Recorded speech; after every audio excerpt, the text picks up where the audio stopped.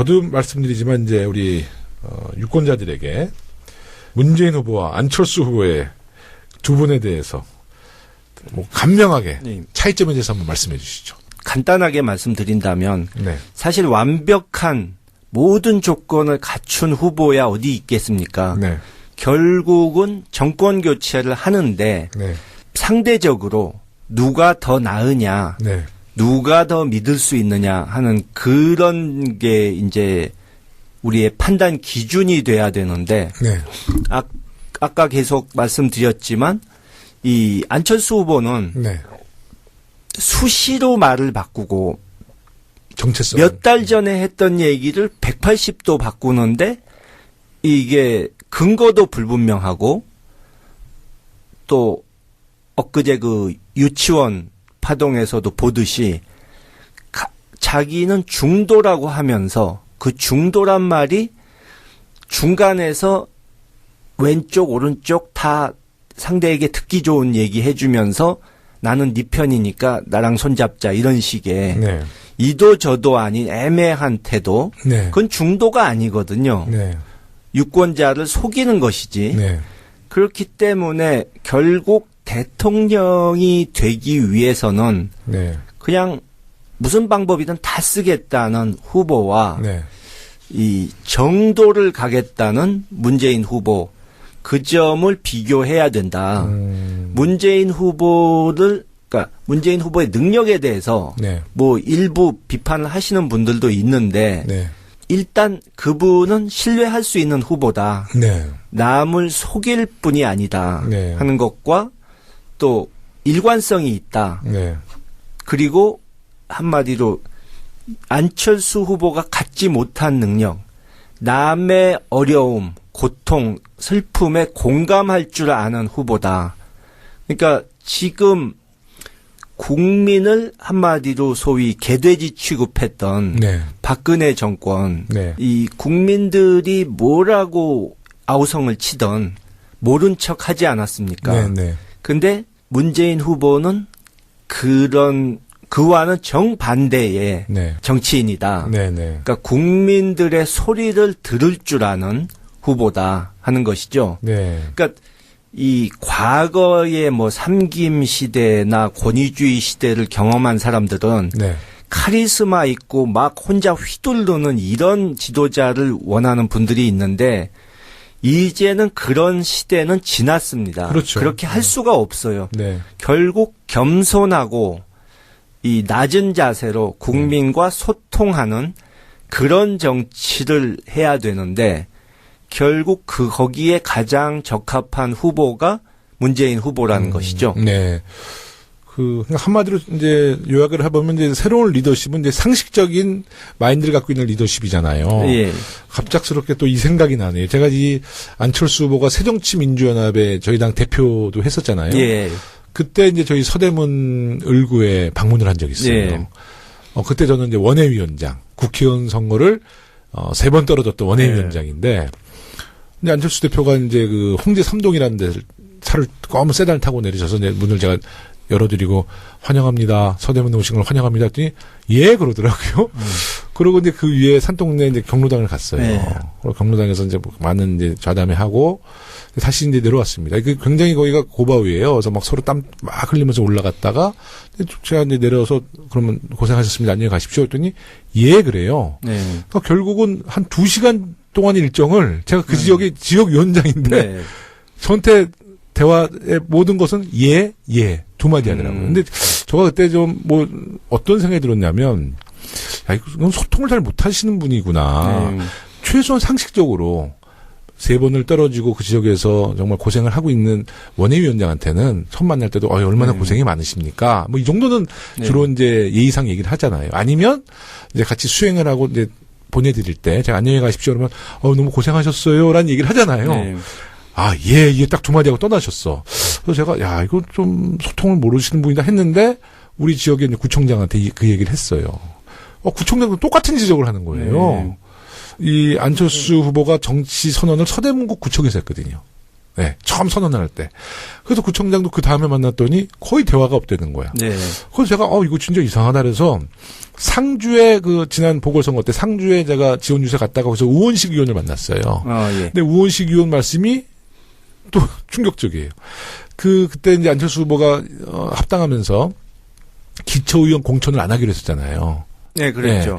그런 문제 때문에 우원식 의원, 그 당시 재선 의원, 우원식 의원이 이제 안철수 당대표 면담을 한 거예요, 1시간. 근데 우원식 의원이 58분 얘기했다는 거예요. 2분 동안 안철수 대표가 그냥 대답하고. 네. 그래서 제일 걱정되는 게, 이제 박근혜 대통령의 이 탄핵 정국에서 우리가 보았지만, 사실 소통하지 못하고, 정말 서민의 삶을 모르는 네. 지도자는 정말 국민을 불행하게 한다는 거잖아요. 안철수 후보가 지금까지 TV에 뭐 수천 번 나왔지만, 저는 땀 흘리는 모습을 본 적이 없어요. 그러니까 안철수 후보가 능력이 있는 분이죠. 네, 능력이 있는 분인 것은 저는 그건 인정하는데, 소통할 줄 모르고 땀 흘릴 줄 모르고 서민의 삶을 모르고 이런 지도자의 리더십으로는 이번 19대 대통령으로서는 저는 추천할 수 없습니다. 네. 그러니까 좀 어렵게 살아온 분들의 네. 이런 고충을 이해할 수가 없는 분이죠. 그러니까 그분은 부잣집에서 태어나서 네. 인류대 나오고 네. 탄탄대로만 밟아왔지 않습니까? 그럼요.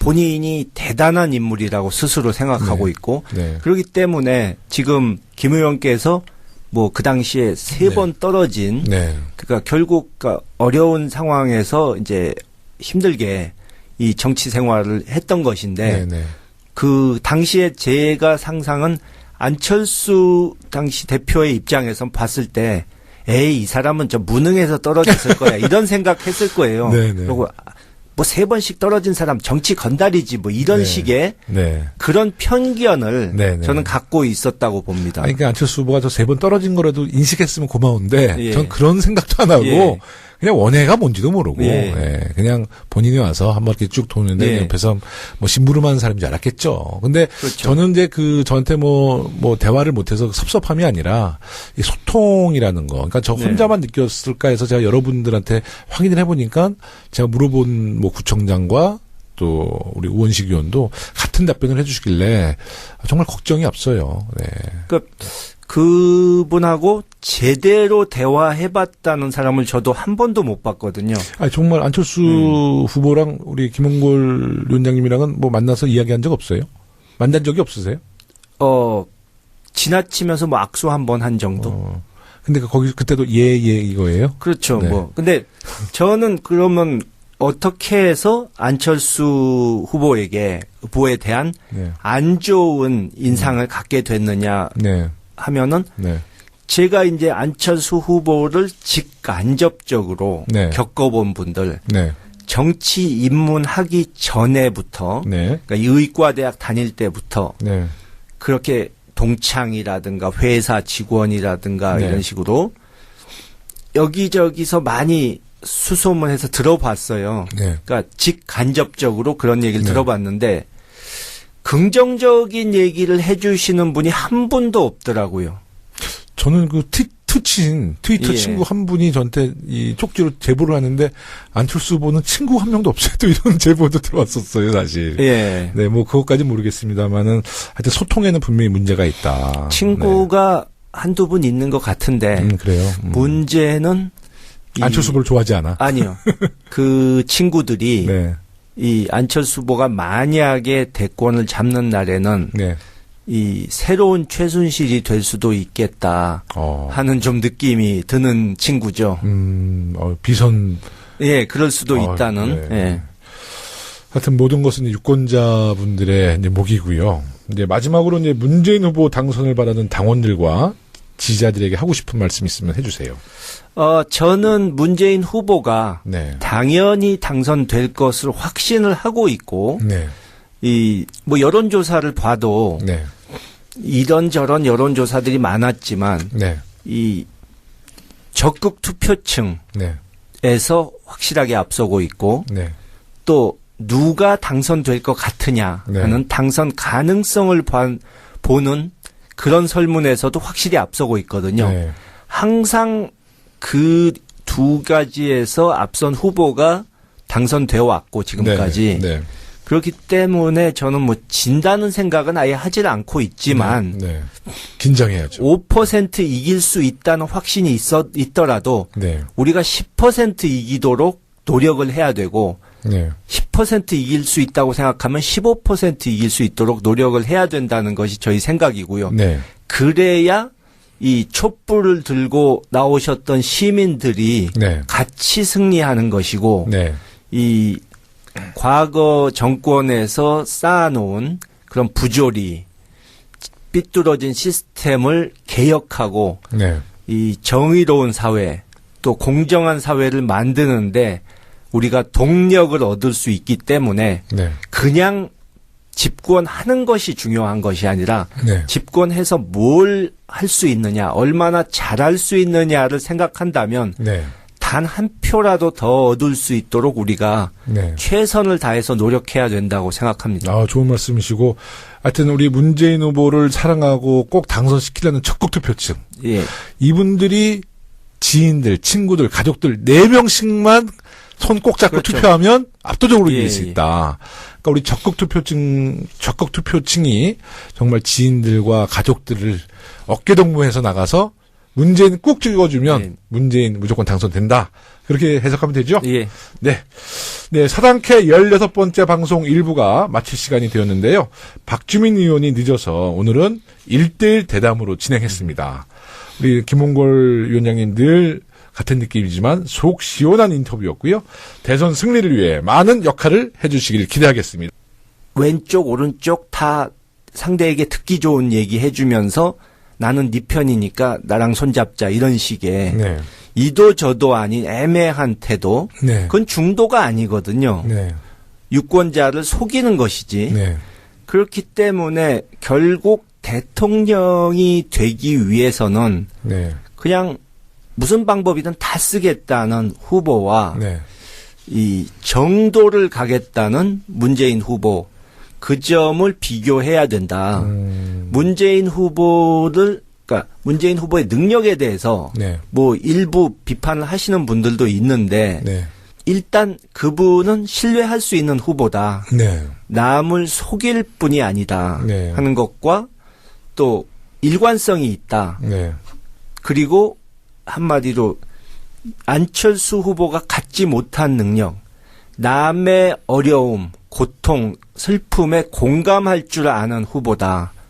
그러니까 지금 국민을 한마디로 소위 개돼지 취급했던 네. 박근혜 정권, 네. 이 국민들이 뭐라고 아우성을 치던 모른 척 하지 않았습니까? 네. 네. 근데 문재인 후보는 그와는 정반대의 네. 정치인이다. 네. 네. 그러니까 국민들의 소리를 들을 줄 아는 후보다 하는 것이죠. 네. 그러니까 이 과거의 뭐 삼김 시대나 권위주의 시대를 경험한 사람들은 네. 카리스마 있고 막 혼자 휘두르는 이런 지도자를 원하는 분들이 있는데 이제는 그런 시대는 지났습니다. 그렇죠. 그렇게 할 수가 없어요. 네. 결국 겸손하고 이 낮은 자세로 국민과 소통하는 그런 정치를 해야 되는데 결국 거기에 가장 적합한 후보가 문재인 후보라는 것이죠. 네. 한마디로 이제 요약을 해보면 이제 새로운 리더십은 이제 상식적인 마인드를 갖고 있는 리더십이잖아요. 예. 갑작스럽게 또 이 생각이 나네요. 제가 이 안철수 후보가 새정치민주연합의 저희 당 대표도 했었잖아요. 예. 그때 이제 저희 서대문 을구에 방문을 한 적이 있어요. 예.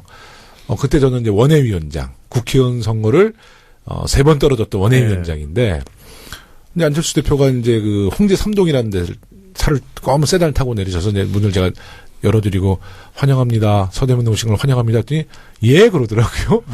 그러고 이제 그 위에 산동네 이제 경로당을 갔어요. 네.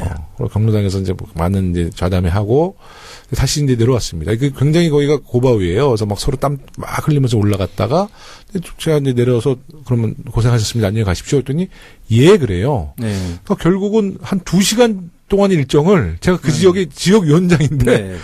저한테 대화의 모든 것은 예, 두 마디 하더라고요. 근데 제가 그때 좀 뭐 어떤 생각이 들었냐면 야, 이건 소통을 잘 못하시는 분이구나.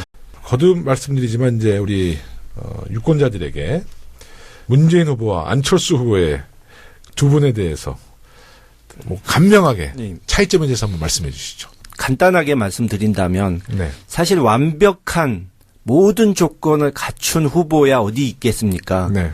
결국은 정권 교체를 하는데 네. 상대적으로 누가 더 나으냐, 네. 누가 더 믿을 수 있느냐 하는 그런 게 이제 우리의 판단 기준이 돼야 되는데 네. 아까 계속 말씀드렸지만 이 안철수 후보는 네. 수시로 말을 바꾸고 정체성 몇 달 전에 했던 얘기를 180도 바꾸는데 이게 근거도 불분명하고 또 엊그제 그 유치원 파동에서도 보듯이 자기는 중도라고 하면서 그 중도란 말이 중간에서 최소한 상식적으로 3번을 떨어지고 그 지역에서 정말 고생을 하고 있는 원외위원장한테는 처음 만날 때도 얼마나 고생이 많으십니까? 뭐 이 정도는 주로 이제 예의상 얘기를 하잖아요. 아니면 이제 같이 수행을 하고 이제 보내드릴 때 제가 안녕히 가십시오 그러면 너무 고생하셨어요라는 얘기를 하잖아요. 네. 예, 딱 두 마디 하고 떠나셨어. 그래서 제가 이거 좀 소통을 모르시는 분이다 했는데 우리 지역에 이제 구청장한테 그 얘기를 했어요. 구청장도 똑같은 지적을 하는 거예요. 네. 이 안철수 후보가 정치 선언을 서대문구 구청에서 했거든요. 네, 처음 선언을 할 때. 그래서 구청장도 그 다음에 만났더니 거의 대화가 없다는 거야. 네.